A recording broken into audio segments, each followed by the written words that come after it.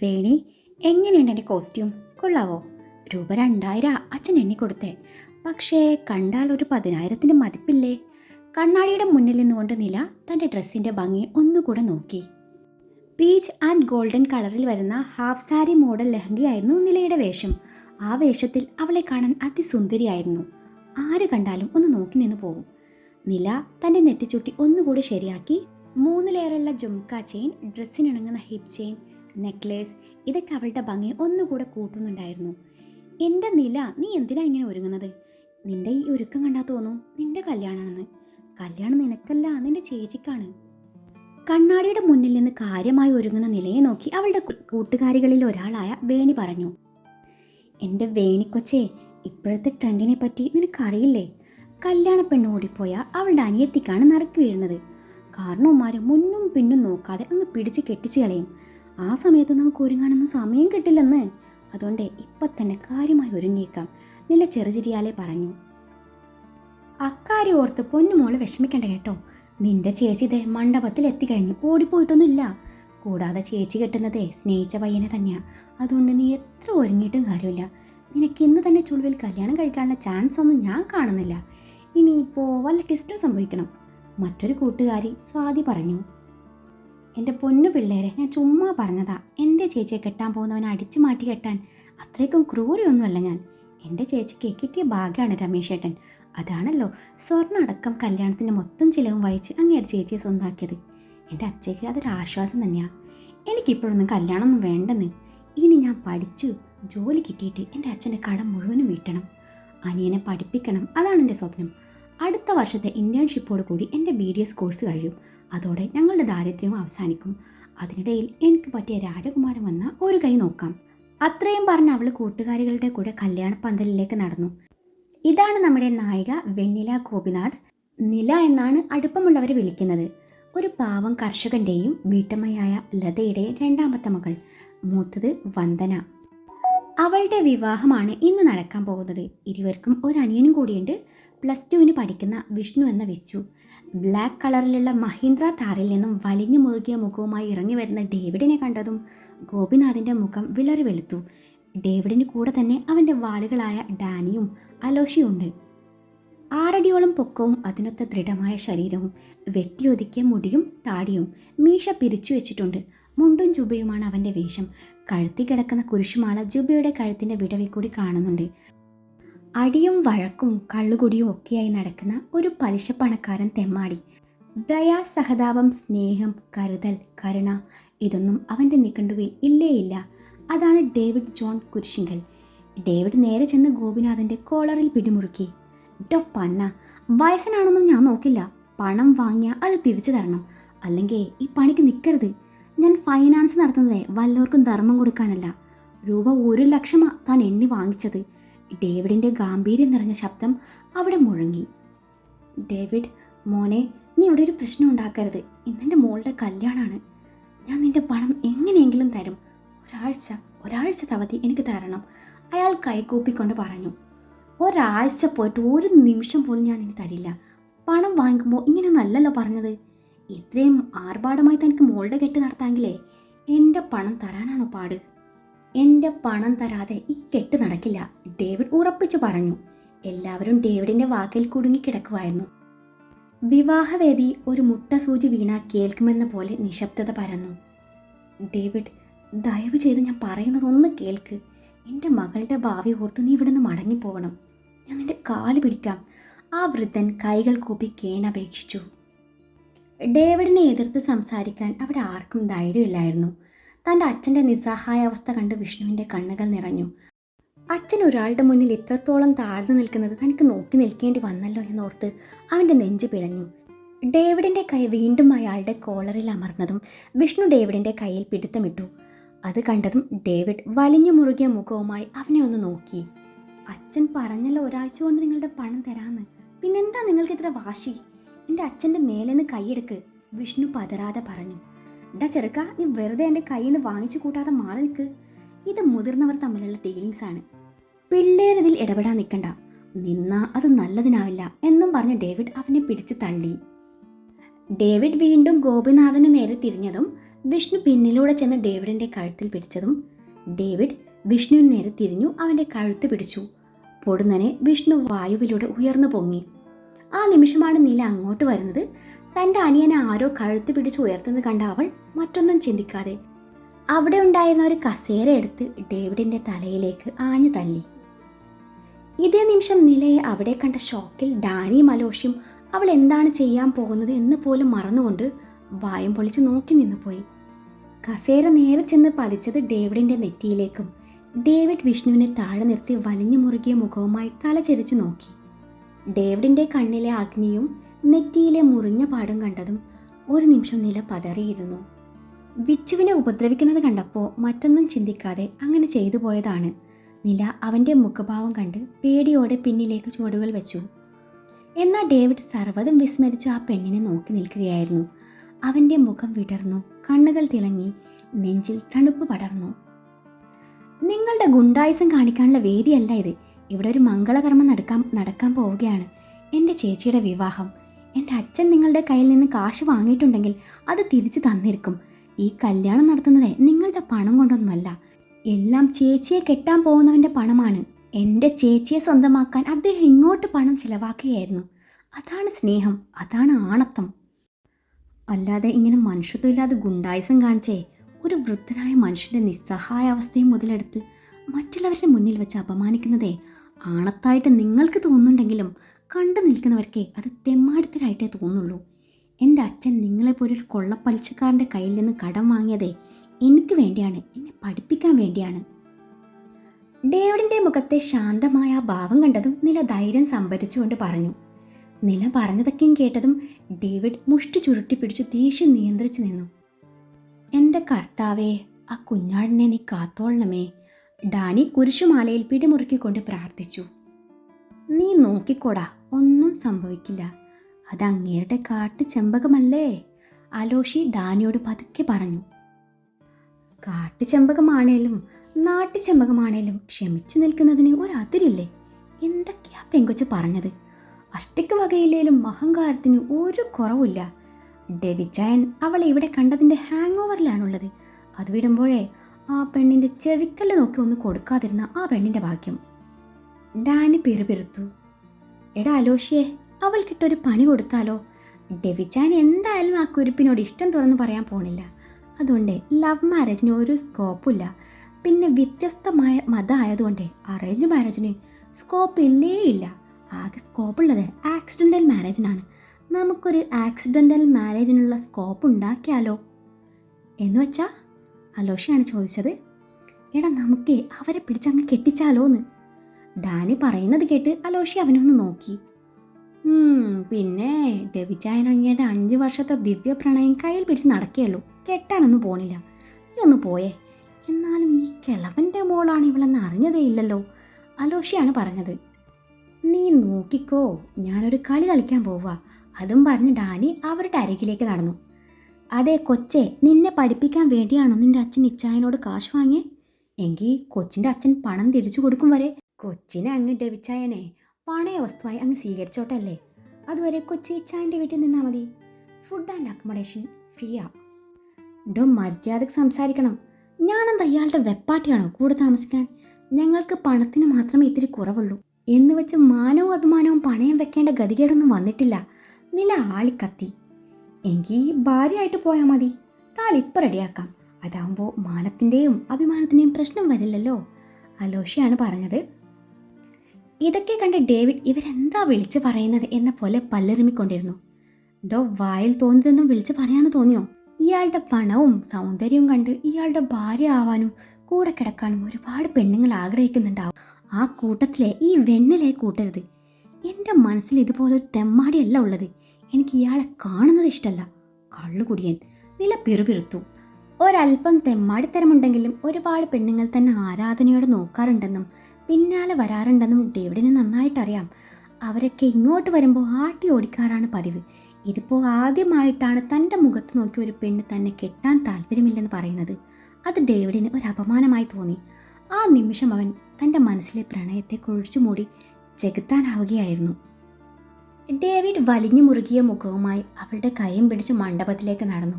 നില അവനിൽ നിന്നും കുതറി മാറാൻ നോക്കി. എല്ലാവരും ഡേവിഡിൻ്റെ പ്രവർത്തികൾ നോക്കി നിൽപ്പാണ്. ഡേവിഡ് അവളുടെ ഒരു കൈ മുറുക്കി പിടിച്ചിട്ടുണ്ട്. മറുകൈയിൽ താലത്തിൽ കിടക്കുന്ന പൂജിച്ച താലിയെടുത്ത് ആർക്കും ചിന്തിക്കാൻ പോലും അവസരം കൊടുക്കാതെ ആ താലി അവളുടെ കഴുത്തിൽ കെട്ടിയിരുന്നു. ആ നിമിഷം നാദസ്വരമേളം ഉയർന്നു. നിലയുടെ കണ്ണുകൾ നിറഞ്ഞു തോവി. അവൾ നിറഞ്ഞ കണ്ണാൽ അവനെ ദഹിപ്പിച്ചു നോക്കിയതും അവൻ പുച്ഛം കലർന്ന നോട്ടം സമ്മാനിച്ചു. 3 കെട്ട് മുറുക്കിയിരുന്നു. ഡേവിഡ് അവളുടെ നെറുകയിൽ സിന്ദൂരം ചാർത്തിയതും അവൾ കണ്ണുകൾ ഇറുക്കി അടച്ചു. അവളുടെ കയ്യം പിടിച്ച് മണ്ഡപത്തിൽ നിന്നിറങ്ങി നേരെ ഗോപിനാഥിൻ്റെ അരികിലേക്ക് നടന്നു. ഡോ, തൻ്റെ ക്യാഷെ ഞാൻ എഴുതി തള്ളിയിരിക്കുന്നു. ഇവളെ ഞാനങ്ങ് കൊണ്ടുപോവുക. ആരും എതിർക്കാതിരിക്കുന്നതാണ് നല്ലത്. എതിർത്താൽ ഈ ഡേവിഡിനെ അറിയാലോ, വെട്ടി നുറുക്കും ഞാൻ. ഡേവിഡിനെ ഭയന്ന് ഗോപിനാഥും ലതയും ഒന്നും മിണ്ടിയില്ല. നില നിറഞ്ഞ കണ്ണാലെ അച്ഛനെയും അമ്മയും ഒന്ന് നോക്കി. ഡാ അലോഷി, ആ താലിയുടെ ക്യാഷ് എത്രയാന്ന് വെച്ചാലേ അങ്ങ് കൊടുത്തേക്ക് എന്നും പറഞ്ഞു ഡേവിഡ് നിലയുടെ കൈയും പിടിച്ച് അവിടെ നിന്ന് നടക്കാനൊരുങ്ങിയപ്പോഴാണ് വിഷ്ണു അവരുടെ മുന്നിൽ തടസ്സമായി നിൽക്കുന്നത്. എൻ്റെ ചേച്ചിയെ കൊണ്ടുപോകാൻ ഞാൻ സമ്മതിക്കില്ല. നിങ്ങൾ ക്രൂരനാ. നിങ്ങൾ എൻ്റെ ചേച്ചിയെ ഉപദ്രവിക്കും. ഡാളിയൻ ചെറുക്ക, നിൻ്റെ ചേച്ചി ഇപ്പോൾ എൻ്റെ ഭാര്യയാണ്, ഈ തെമ്മാടിയുടെ ഭാര്യ. നിൻ്റെ ചേച്ചിയെ ഞാൻ ഒന്നും ചെയ്യില്ല, പേടിക്കണ്ട. കാരണം നിൻ്റെ ചേച്ചിയെ ഈ കള്ളുകുടിയനെ ഇഷ്ടമായി, പെരുത്തിഷ്ടായി. ഞാനങ്ങ് വളർത്താൻ കൊണ്ടുപോവുക. അതുകൊണ്ട് മോൻ പേടിക്കണ്ട കേട്ടോ. മോനും അച്ഛനും ഒക്കെയും അങ്ങോട്ട് വന്ന് ചേച്ചി എപ്പോൾ വേണേലും കാണാം. എന്നാൽ ഞാൻ പോട്ടളിയാ. അതും പറഞ്ഞ് ഡേവിഡ് അവളുടെ കൈയും പിടിച്ച് കാറിനരികിലേക്ക് നടക്കാൻ നേരം നില അവരെയൊക്കെ ഒന്ന് തിരിഞ്ഞു നോക്കി. ശേഷം ഡേവിഡിലേക്ക് നോട്ടം പായിക്കുമ്പോൾ അവളുടെ ഉള്ളിൽ അഗ്നി എരിയുന്നുണ്ടായിരുന്നു. രജിസ്റ്റർ ഓഫീസിൽ ചെന്ന് മാരേജ് രജിസ്റ്റർ ചെയ്തിട്ടാണ് ഡേവിഡ് നിലയുമായി തിരികെ വീട്ടിലേക്ക് മടങ്ങിയത്. ഡേവിഡിൻ്റെ കൂടെ വണ്ടിയിലിരിക്കുമ്പോൾ നില അവനെ നോക്കാതെ പുറത്തേക്ക് മിഴികൾ നട്ടിരുന്നു. ഇടയ്ക്കിടെ നിറഞ്ഞു വന്ന കണ്ണുകൾ അമർത്തി തുടക്കുന്നുണ്ട്, മൂക്ക് വലിക്കുന്നുണ്ട്. ധാവണിയുടെ ഷോൾ ഒരു കൈയിൽ പിടിച്ച് മറുകൈയിലെ വിരൽ കൊണ്ട് ചുഴറ്റിക്കൊണ്ടിരിക്കുന്നുണ്ട്. ഡേവിഡ് അവളുടെ ചേഷ്ടകൾ ഇടങ്ങണ്ണാലെ നോക്കി കാണുകയായിരുന്നു. ഡേവിഡിൻ്റെ താർ ഒരു പടുകൂറ്റൻ മതിലിന് മുന്നിൽ എത്തിയതും റിമോട്ട് ഉപയോഗിച്ച് അവൻ ഗേറ്റ് തുറന്നു. ഡേവിഡ് ജോൺ കുരിശിങ്കൽ എന്ന് സ്വർണ്ണലിപികളാൽ മതിലിൽ എഴുതി വച്ചിരിക്കുന്നത് നില ശ്രദ്ധിച്ചു. വണ്ടി പടുകൂറ്റൻ ഗേറ്റും കടന്ന് ഒരു ഇരുനില ബംഗ്ലാവിന് മുന്നിൽ എത്തിയതും അവൻ അവളെ നോക്കി ഇറങ്ങാൻ പറഞ്ഞു. അവൾ കേട്ട ഭാവം നടിക്കാതെ വണ്ടിയിൽ തന്നെ ഇരുന്നു. അതെ, ഇവിടെ വന്ന് നിന്നെ എഴുന്നള്ളിക്കാനോ സ്വീകരിക്കാനോ ഒരാളും വരില്ല. അതുകൊണ്ട് ഇച്ചായൻ്റെ വെണ്ണിലാവേ പെട്ടെന്ന് എഴുന്നേറ്റ് വരാൻ നോക്കി. അല്ലെങ്കിൽ ഇച്ചായൻ എൻ്റെ കൊച്ചിനെ അങ്ങ് തൂക്കിയെടുത്ത് കൊണ്ടുപോവേ. അവൻ പറയുന്നത് കേട്ടതും നില അവനെ കടുപ്പിച്ചു നോക്കി. ഇങ്ങനെ നോക്കല്ലേ പെണ്ണേ, ഇച്ചായൻ്റെ കൺട്രോൾ പോകുവേ. എന്താണെന്നറിയില്ല, നിന്നെ എനിക്ക് ഒറ്റ നോട്ടത്തിൽ തന്നെ അങ്ങ് ബോധിച്ചു. അതുകൊണ്ടേ ഞാൻ പൂർണ്ണ മനസ്സോടെ തന്നെയാണ് നിന്നെ കെട്ടി കൂടെ പൊറിപ്പിക്കാൻ തീരുമാനിച്ചത്. ഡേവിഡ് മീശ ഒന്നുകൂടെ പിരിച്ചു വെച്ചുകൊണ്ട് പറഞ്ഞു. അവളെ നോക്കി കണ്ണിറുക്കി. അത് നിങ്ങൾ മാത്രം തീരുമാനിച്ചാൽ മതിയോ? എനിക്കും കൂടി തോന്നണ്ടേ? എനിക്ക് നിങ്ങളെ ഇഷ്ടമല്ല, കാണുന്നതിൽ വെറുപ്പാണ്. എല്ലാവരുടെയും മുന്നിൽ വെച്ച് എൻ്റെ കുടുംബത്തെ അപമാനിച്ചു, എൻ്റെ സമ്മതമില്ലാതെ കല്യാണം കഴിച്ചു. അങ്ങനെയുള്ള നിങ്ങളെ ഞാൻ സ്നേഹിക്കുന്നതാണോ നിങ്ങൾ കരുതിയത്? ഒരിക്കലുമില്ല. നിങ്ങളുടെ പണം അത് ഞാൻ എങ്ങനെയെങ്കിലും തന്നിരിക്കും. എൻ്റെ അച്ഛൻ നിങ്ങൾക്ക് തരാനുള്ള പണത്തിൻ്റെ മൂല്യത്തിനനുസരിച്ച് ഞാനിവിടെ എന്ത് ജോലിയും ചെയ്യാൻ തയ്യാറാണ്. നിങ്ങൾക്ക് തരാനുള്ള പണമായി കഴിഞ്ഞാൽ എന്നെ എൻ്റെ വഴിക്ക് വിട്ടേക്കണം. അതായത് പണം തന്നു കഴിഞ്ഞാൽ നിങ്ങൾ എനിക്ക് ഡിവോഴ്സ് തന്നിരിക്കണമെന്ന്. അതുവരെ മാത്രമായിരിക്കും ഞാൻ നിങ്ങളുടെ കൂടെ ഉണ്ടാവുക. അത് കഴിഞ്ഞാൽ എനിക്ക് എൻ്റെ വഴി, നിങ്ങൾക്ക് നിങ്ങളുടെ വഴി. ഒരു കോൺട്രാക്ട് മാരേജ്, അത്രയേ ഉള്ളൂ. നില അവൻ്റെ മുഖത്തേക്ക് നോക്കി പതറാതെ പറഞ്ഞു. Contract marriage, contract marriage, contract marriage. എங்கே பார்த்தாലും contract marriage. I don't like it. അതുകൊണ്ടേ നിനക്ക് ഡിവോഴ്സ് തരാൻ എനിക്ക് സൗകര്യമില്ല. നീ പോയി കേസ് കൊടു. എന്നിൽ നിന്നൊരു മോചനം നീ അത് ആഗ്രഹിക്കാൻ പോലും പാടില്ല. നീ എൻ്റേതാണ്, എൻ്റേത് മാത്രം, ഈ തെമ്മാടിയുടെ മാത്രം. ഇനി എനിക്ക് പണത്തിൻ്റെ ആവശ്യമില്ല. അതോർത്ത് എൻ്റെ വെണ്ണിലാ ചന്ദനക്കിണ്ണം മനസ്സ് വിഷമിപ്പിക്കേണ്ട. അത്രയും പറഞ്ഞ അവൻ വണ്ടിയിൽ നിന്ന് ഇറങ്ങി നടക്കാനൊരുങ്ങി. അവൾ പിന്നാലെ ഇറങ്ങി. അത് പറഞ്ഞാൽ പറ്റില്ല. ഞാൻ എങ്ങനെയും നിങ്ങളുടെ പണം തന്നിരിക്കും. അഭിമാനം, അത് ഞാൻ എവിടെയും പണയം വെച്ചിട്ടില്ല. നിങ്ങൾ എനിക്കൊരു ജോലി തന്നേ പറ്റൂ. എനിക്ക് പഠിക്കാൻ പോകാനുള്ളതാ. അതുകൊണ്ട് പുറമേ പോയി ഒരു ജോലി ചെയ്യുക എന്നത് സാധ്യമല്ല. ഇവിടെ എന്തെങ്കിലും ജോലി തന്നാൽ മതി, എന്തായാലും ഞാൻ ചെയ്തോളാം. അവൾ അവൻ്റെ മുന്നിൽ കയറി നിന്നുകൊണ്ട് പറഞ്ഞു. ഇവിടെ ആവശ്യത്തിൽ കൂടുതൽ ജോലിക്കാരുള്ളതാ. ഇവിടെ നിനക്ക് പറ്റിയ പണിയൊന്നും ഇല്ലതാനും.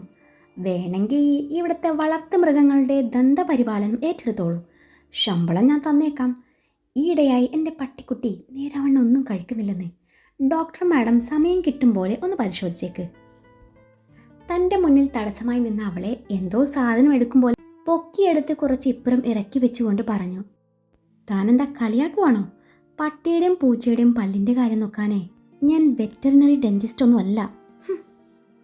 അല്ലേ? ആണെന്നാണല്ലോ ഞാൻ കേട്ടത്. അപ്പോൾ വെറും മൃഗ ഡോക്ടറാ? അല്ലടോ, വെറും ഡെന്റിസ്റ്റാ. ഓ ഐ സി. എന്നാലും കുഴപ്പമില്ലെന്ന്, ഒരു പ്രാക്ടീസൊക്കെ ആവുമല്ലോ. അല്ലെങ്കിലും മനുഷ്യരെക്കാൾ നല്ലത് മൃഗങ്ങൾ തന്നെയാ. മൃഗസ്നേഹം നല്ലതാ. തൽക്കാലം എനിക്ക് മൃഗത്തിൻ്റെയും ഈ കാണ്ടാമൃഗത്തിൻ്റെയും സ്നേഹം വേണ്ടെങ്കിലോ? അവൾ മുഖം കോട്ടിക്കൊണ്ട് പിറുപിറുത്തു. വേണമെങ്കിൽ ചെയ്താൽ മതി, എനിക്ക് നിർബന്ധമൊന്നുമില്ല എന്നും പറഞ്ഞ് ഡേവിഡ് അകത്തേക്ക് നടന്നു. പിന്നാലെ നിലയും.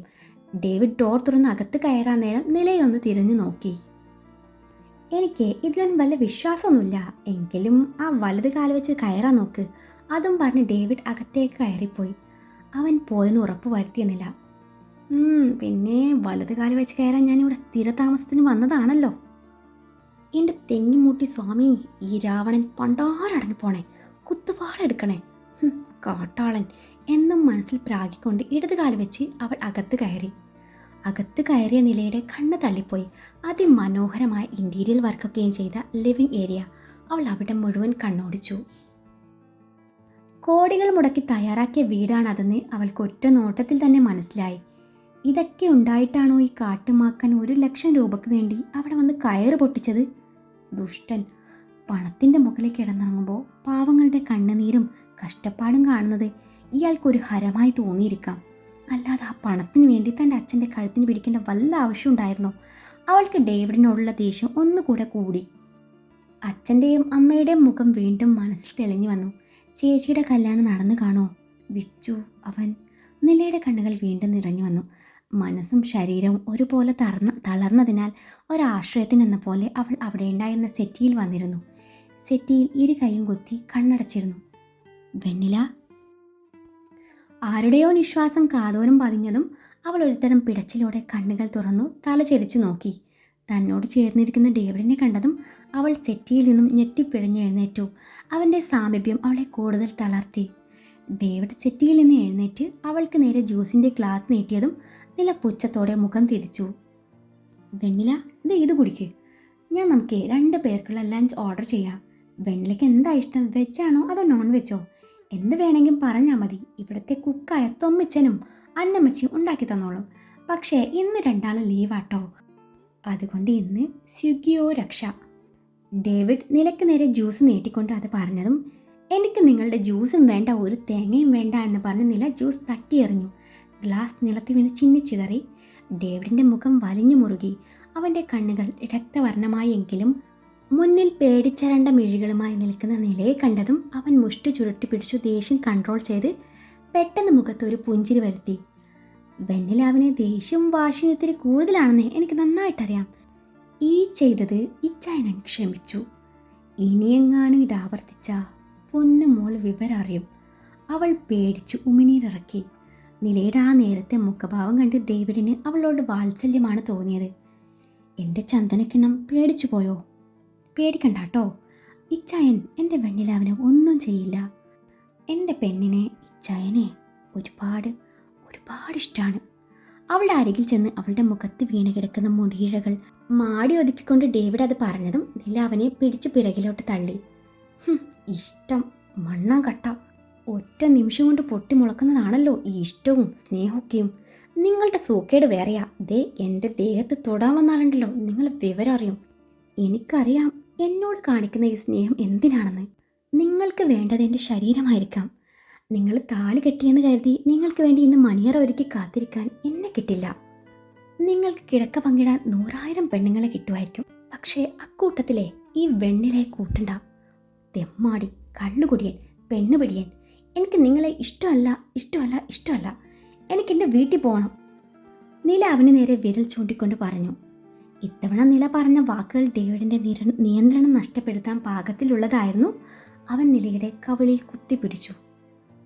അതേടി, ഡേവിഡ് തെമ്മാടിയാ, കള്ളുകുടിയനാ, അടിയും വഴക്കും ഒക്കെ ഉണ്ടാക്കും. പക്ഷെ ഡേവിഡ് ഒരുത്തിയുമായി കിടക്ക പങ്കിട്ടിട്ടില്ല. ഒരുത്തിയും മോശമായി നോക്കിയിട്ടുമില്ല. പിന്നെ എന്തറിഞ്ഞിട്ടാ ഞാൻ പെണ്ണ് പിടിയനാണെന്ന് നീ പറഞ്ഞത്? നീ കണ്ടിട്ടുണ്ടോ ഞാൻ പെണ്ണ് പിടിക്കുന്നത്? അതോ നിന്റെ തന്ത പറഞ്ഞു തന്നതാണോ അതൊക്കെയും? അവൻ്റെ പിടി ഒന്നുകൂടി മുറുകി. എൻ്റെ ആണത്തത്തെ നീ നേരത്തെ ചോദ്യം ചെയ്യുന്നത് കണ്ടല്ലോ. ഡേവിഡ് ആണാണെന്ന് തെളിയിക്കാൻ നിന്നാ പൊന്നുമോൾ ഒരുപാട് ബുദ്ധിമുട്ടും. അതുകൊണ്ട് നീ ആയിട്ട് എന്നെ കൊണ്ട് കടുങ്കയൊന്നും ചെയ്യിപ്പിക്കരുത്. ഞാൻ അറിയാതെ പറഞ്ഞു പോയതാ. എന്നെ ഒന്നും ചെയ്യരുത്. എനിക്ക് വേദനിക്കുന്നു. വിട്ട്. അവളുടെ കണ്ണുകൾ നിറഞ്ഞൊഴുകി. അവളുടെ നിറഞ്ഞ കണ്ണുകൾ കണ്ടതും ഡേവിഡിൻ്റെ നെഞ്ചൊന്ന് പിടഞ്ഞു. നീ എന്താ പറഞ്ഞത്? നിനക്ക് പോവണമെന്നോ? എങ്ങോട്ട് പോവാൻ? നീ എങ്ങോട്ടും പോയില്ല. നീ ഈ രാവണൻ്റെ മാത്രം. അതും പറഞ്ഞ് അവൻ അവളെ പിടിച്ചൊന്ന് തള്ളിയതും അവൾ പിറകിലോട്ട് വേച്ചു പോയിരുന്നു. അവൾ നേരെ ചെന്ന് കാലെടുത്ത് വെച്ചത് പൊട്ടിയ ഗ്ലാസിൻ്റെ കഷ്ണത്തിലേക്കും. അമ്മ, എൻ്റെ കാല്! നിലയുടെ ആ നിലവിളി കേട്ടിട്ടാണ് ദേവി തിരിഞ്ഞു നോക്കിയത്. പുരികവും നെറ്റിയും ചൊളിച്ചുകൊണ്ട് ഒറ്റക്കാലിൽ നിൽക്കുന്ന പെണ്ണിനെ കണ്ടത് അവൻ്റെ കണ്ണുകൾ അവളുടെ കാലിലേക്ക് നീണ്ടു. പൊക്കി വെച്ചിരിക്കുന്ന കാലിൽ ചില്ല് കഷ്ണം ആഴ്ന്നിറങ്ങി രക്തം വാർന്നൊലിക്കുന്നത് കണ്ടതും അവൻ മറ്റൊന്നും ആലോചിക്കാതെ അവളുടെ മുന്നിൽ മുട്ടുകുത്തിയിരുന്നു. ചില്ല് കഷ്ണം വലിച്ചൂരി പിന്നീട് അവളെ എടുത്തുയർത്തി സെറ്റിയിലിരുത്തി. ഫസ്റ്റ് എയ്ഡ് ബോക്സ് കൊണ്ടുവന്ന് സെറ്റിയുടെ മറ്റേ അറ്റത്ത് അവനിരുന്നു. അവളുടെ കാലെടുത്ത് തൻ്റെ മടിയിൽ വെച്ച് അവളുടെ ധാവണിയുടെ പാവാട അല്പം പൊക്കി വെച്ച് മുറിവ് ക്ലീൻ ചെയ്യാൻ നേരം അവൾ വേദന കൊണ്ട് കാല് പിൻവലിക്കാൻ നോക്കി. ആ നിമിഷം അവൻ അവളുടെ കാലിൽ പതിയെ ഊതിക്കൊടുക്കാൻ നോക്കി. അവളെ ശ്രദ്ധിക്കാതെ മുറിവിൽ വളരെ ശ്രദ്ധിച്ച് മരുന്ന് വെച്ച് ബാൻഡേജ് ചുറ്റി കൊടുത്തു. അവൻ്റെ പ്രവൃത്തികൾ അവൾ കണ്ണിമ ചിമ്മാതെ നോക്കി നിന്നു. അവൻ്റെ നെറ്റിയിലെ മുറിവിൽ അവളുടെ കണ്ണ് നുടക്കി. രക്തം ഉണങ്ങി പിടിച്ചിട്ടുണ്ട്. നന്നായിപ്പോയി. എൻ്റെ അനിയൻ്റെ കഴുത്തിന് പിടിച്ചാൽ ഞാൻ മിണ്ടാതിരിക്കണോ? അവൾ മനസ്സിൽ പറഞ്ഞു. എല്ലാം കഴിഞ്ഞത് ഡേവിഡ് അവളുടെ കാലെടുത്ത് സെറ്റിയിൽ വെച്ച് അവൻ എഴുന്നേറ്റ് നടന്നു. തറയിൽ വീണ് കിടക്കുന്ന ചില്ല് കഷ്ണങ്ങൾ അവൻ പെറുക്കിയെടുത്തു. ശേഷം തറ ക്ലീൻ ചെയ്തു. അവൻ്റെ പ്രവർത്തികൾ ഓരോന്നും അവൾ അത്ഭുതത്തോടെ നോക്കി നിന്നു. കാട്ടുമാക്കാനാണെങ്കിലും ഇടയ്ക്കിടെ മാടപ്രാവിൻ്റെ മനസ്സ് പോലെ ശാന്തമാവുന്നുണ്ട്. ആർക്കോ വേണ്ടി കാണിക്കുന്നതാണ് ഈ വെട്ടുപോത്തിൻ്റെ സ്വഭാവം. തന്നോട് എന്തായാലും ആ സ്വഭാവം പുറത്തെടുക്കില്ല. അത് മതി. അതിലൂടെ ഈ കാട്ടുമാക്കാനെ ഞാൻ വരപ്പിക്കും. ഞാൻ എൻ്റെ അച്ഛനെ അപമാനിക്കുമല്ലോടോ. എൻ്റെ അനിയൻ്റെ കഴുത്തിന് പിടിക്കുമല്ലേ? താൻ നോക്കിക്കോ, ഈ വെണ്ണിൽ ആരാണെന്നേ താൻ അറിയാൻ പോകുന്നതേ ഉള്ളൂ. തൻ്റെ മുഖത്തേക്ക് വല്ലാത്ത ഭാവത്തെ നോക്കി എന്തൊക്കെയോ ചിന്തിക്കുന്ന നിലയെ ഡേവിഡ് ഒരു നിമിഷം നോക്കി നിന്നു. ആ നിമിഷം ഇരുവരുടെയും കണ്ണുകൾ തമ്മിൽ കൊരുത്തു വലിച്ചതും നില ഒരു തരം പിടച്ചിലൂടെ നോട്ടം മാറ്റി. കോളിംഗ് ബെല്ലിൻ്റെ ശബ്ദം കേട്ട് ഡേവിഡ് ഡോർ തുറന്നു. കയ്യിലൊരു കവറും പിടിച്ച് തിരികെ വരുന്ന അവനെ കണ്ടപ്പോൾ ഫുഡ് ഡെലിവറി ചെയ്യുമെന്ന ആളാണെന്ന് അവൾക്ക് മനസ്സിലായി. ഡേവിഡ് അവളുടെ മുന്നിൽ ഭക്ഷണവും പ്ലേറ്റും വെള്ളവും കൊണ്ടുവച്ചതും അവൾ അവനെ ഒന്ന് നോക്കി. കൈ കഴുകുന്നില്ലേ? വാ, ഞാൻ ഹെൽപ്പ് ചെയ്യാം. അവൻ പറയുന്നത് കേട്ടതും അവൾ ഒന്നും മിണ്ടാതെ ഒറ്റക്കാലിൽ തുള്ളിച്ചാടി പോകുന്നത് അവൻ നോക്കി നിന്നു. അവൾ തിരികെ വന്നതും അവളുടെ അരികിൽ ഒരു ഫോൺ വെച്ചുകൊണ്ട് പറഞ്ഞു, ഈ ഫോൺ നിനക്ക് ഉപയോഗിക്കാം. ഭക്ഷണശേഷം ആരോടാണ് സംസാരിക്കാനുള്ളതെന്ന് വെച്ചാൽ സംസാരിക്കാം. ഞാനൊന്ന് പുറത്ത് പോയിട്ട് വരാം. പിന്നെ ഇവിടെ നിന്ന് മുങ്ങാൻ വല്ല പ്ലാൻ ഉണ്ടെങ്കിലേ അത് മനസ്സിൽ വെച്ചാൽ മതി. വരുമ്പോൾ തിരികെ നീ ഇവിടെ കാണണം. ഇല്ലെങ്കിൽ എന്നെ അറിയാലോ. പിന്നെ ആരും വന്നാലും ഡോർ തുറക്കാൻ പോകരുത്, കേട്ടല്ലോ? അവളൊന്ന് മൂളി. ചോദിച്ചാൽ വാ തുറന്ന് വല്ലതും പറയണം, കേട്ടല്ലോ? അല്ല അതിങ്ങനെ മൂളാനാണ് ഭാവെങ്കിലേ ചവിട്ടി കൂട്ടും ഞാൻ. അതും പറഞ്ഞവൻ നടന്നു നീങ്ങി. അതെ, ഈ വീട്ടിൽ താൻ മാത്രമേ ഉള്ളൂ? പിന്നിൽ നിന്നുള്ള അവളുടെ ചോദ്യം കേട്ട് അവൻ തിരിഞ്ഞു നോക്കി. അല്ല, പിന്നെ നീയും കൂടി ഉണ്ടല്ലോ. ഓ, ഫ്രഷ്. അവൾ പിറുപിറുത്തു. വല്ലതും പറഞ്ഞോ? താനൊന്ന് പോയി തരുമോ എന്ന് പറഞ്ഞതാ. ഈ താനെന്നുള്ള വിളി കേൾക്കാൻ അത്ര സുഖം പോരല്ലോ വെണ്ണിലാവേ. വെണ്ണിലാവിന് കഷ്ടിച്ച് 21 വയസ്സ് അത്രേ കാണുള്ളൂ. എനിക്ക് 10-28 ആവാറായി. അതറിയോ എൻ്റെ കൊച്ചിന്? അതിന് ഞാനെന്ത് വേണം? തർക്കുത്തരം കൂടപ്പിറപ്പാണല്ലേ? ആണെങ്കിൽ നിലത്തെല്ലാം പതരാതെ ചോദിച്ചു. ആണെങ്കിൽ എൻ്റെ പൊന്നു മോള് വിവരം അറിയും. ഇത്തിരി ബഹുമാനമൊക്കെ ആവാം. ഇത്തവണ ഇച്ചായനങ്ങ് ക്ഷമിച്ചു. ഇനി ആവർത്തിക്കരുത്. അതും പറഞ്ഞവൻ ഡോറും തുറന്ന് പുറത്തിറങ്ങി. അവൻ പോയതും നില പെട്ടെന്ന് ഫോണെടുത്തു തൻ്റെ വീട്ടിലേക്ക് വിളിച്ചു. എൻ്റെ ഡെവിച്ചായ, ഇന്ന് കയറുവന്ന പെണ്ണിന് വേണ്ടി കൂടപ്പിറപ്പായ മദ്യം വേണ്ടെന്ന് വെക്കണോ? അല്ലെങ്കിലും ആ കൊച്ചിൻ്റെ നാക്കിന് മുന്നിൽ പിടിച്ചു നിൽക്കാൻ 2 അടിക്കുന്നത് നല്ലതാ എൻ്റെ ഇച്ചായ. ഡാനി കയ്യിലെ മദ്യക്കുപ്പി വായിലേക്ക് കമഴ്ത്തിക്കൊണ്ട് പറഞ്ഞു. ഹേ വേണ്ടടാ, ഇന്ന് എന്തായാലും വേണ്ട. അല്ലെങ്കിലേ അവൾ കള്ള് കുടിയനെന്ന് അടി വരയിട്ട് പറഞ്ഞുകൊണ്ടിരിക്കുക. അതുമല്ല, കള്ള് കുടിച്ചു പോയാൽ അവളെ കണ്ട എൻ്റെ കയ്യിൽ നിന്ന് പോയെന്ന് വരാം. അവളുടെ മനസ്സ് സ്വന്തമാക്കാതെ അവളെ ഞാൻ തൊടില്ല. അതുവരെ ഇങ്ങനെ അങ്ങ് പോട്ടെ. ആളൊരു പാവാണ്, പക്ഷേ ബുർജ് ഖലീഫയോളം നീളം വരുന്ന നാക്ക് അതെനിക്ക് പണിയുണ്ടാക്കും. ഞാൻ മാക്സിമം കൺട്രോൾ ചെയ്ത് നിൽക്കുക. വേറെ വല്ലവരായിരുന്നെങ്കിൽ ഞാൻ അടിച്ചേ അങ്ങ് അണ്ണാക്കി കയറ്റി കൊടുത്തേനെ. അത് പറയുമ്പോൾ ഡേവിഡിൻ്റെ ചുണ്ടിൻ്റെ കോണിൽ ഒരു പുഞ്ചിരി വിരിഞ്ഞു. എൻ്റെ ഡേവിച്ചായ, നിങ്ങൾ പോയി നിങ്ങളുടെ 5 വർഷത്തെ ആ പ്രണയകഥ പറഞ്ഞ് മനസ്സിലാക്കി ആ കുട്ടിയെ പ്രപ്പോസ് ചെയ്യാൻ നോക്ക്. അല്ലാതെ ഇങ്ങനെ ടോം ആൻഡ് ജെറി കളിക്കാനാണ് നിങ്ങളുടെ ഉദ്ദേശം? അലോഷിയാണ് ഈ പറഞ്ഞത്. അതിവൻ പറഞ്ഞത് കറക്റ്റാണ് ഇച്ചായ. പല്ല് പറിക്കുന്ന ഡോക്ടറാവാൻ പഠിക്കുന്ന കൊച്ചാണല്ലോ. അതുകൊണ്ടേ will you be my personal dentist എന്നും പറഞ്ഞ് പ്രപ്പോസ് ചെയ്താൽ മതി. ഒരു വെറൈറ്റി ആയിക്കോട്ടെ. ഡാനി എന്തോ വലിയ സംഭവം പോലെ പറയുന്നുണ്ട്. ഒന്ന് പോടാ, ഞാൻ പ്രപ്പോസ് ചെയ്യാനും പോണില്ല, എൻ്റെ പ്രണയം അറിയിക്കാനും പോണില്ല. അവൾ ആദ്യം ഇങ്ങോട്ട് വന്ന് ഇഷ്ടമാണെന്ന് പറയട്ടെ, അതുവരെ ഞാൻ കാത്തിരുന്നോളാം. അത് കഴിഞ്ഞേ ഞാൻ എൻ്റെ കാട്ടുചെമ്പകത്തിനോട് എൻ്റെ പ്രണയം തുറന്ന് പറയും. എന്ന് നിങ്ങൾ എൻജോയ്. ഞാൻ പോട്ടെ. പെട്ടെന്ന് വരാമെന്ന് പറഞ്ഞ് പോകുന്നതാ. ഇപ്പോൾ സമയം 10 മണിയായി. അവൾ പേടിച്ച് കാണും. അതും പറഞ്ഞ് ഡേവിഡ് തൻ്റെ വണ്ടിയിൽ കയറി വീട് ലക്ഷ്യം വെച്ച് നീങ്ങി. ഡ്രൈവിങ്ങിനിടയിൽ അവൻ്റെ മനസ്സിലേക്ക് ഒരു 16-കാരിയുടെ മുഖം തെളിഞ്ഞു വന്നതും അവൻ ആ പഴയ 23-കാരൻ കാമുകനായി മാറുകയായിരുന്നു. പുറത്തുനിന്ന് ഡോറും പൂട്ടി പോയിരുന്നതിനാ ഡേവിഡ് ഡോർ തുറന്ന് അകത്ത് കയറുകയായിരുന്നു. ലിവിംഗ് ഏരിയയിലെ അതേ സെറ്റിയിൽ കിടന്നുറങ്ങുന്ന നിലയിലേക്ക് ഡേവിയുടെ കണ്ണുകൾ നീണ്ടു. പൂച്ചക്കുഞ്ഞിനെ പോലെ ചുരുണ്ടുകൂടി കിടക്കുന്ന പെണ്ണിനെ കണ്ടതും അവൻ അവളോട് അതിയായ വാത്സല്യം തോന്നി. വളരെ ബുദ്ധിമുട്ടിയായിരുന്നു അവൾ അവിടെ കിടന്നുറങ്ങിയിരുന്നത്. അത് കണ്ടപ്പോൾ അവന് നല്ല വിഷമം തോന്നി. ഇത്രയും നേരം ഒറ്റക്കാക്കേണ്ടിയിരുന്നില്ല എന്നവൻ തോന്നാതിരുന്നില്ല. അവളുടെ മുറിഞ്ഞ കാലിലേക്ക് അവൻ്റെ നോട്ടം ചെന്നെത്തി. ഡേവിഡ് നിലയുടെ അരികിൽ ചെന്ന് അവളെയും കൈകളിൽ കോരിയെടുത്ത് സ്റ്റെയർ കയറി മുകളിലെ നിലയിലെ തൻ്റെ മുറിയിലെത്തി. ബെഡിൻ്റെ ഒരു വശത്ത് അവളെ പതിയെ കിടത്തി.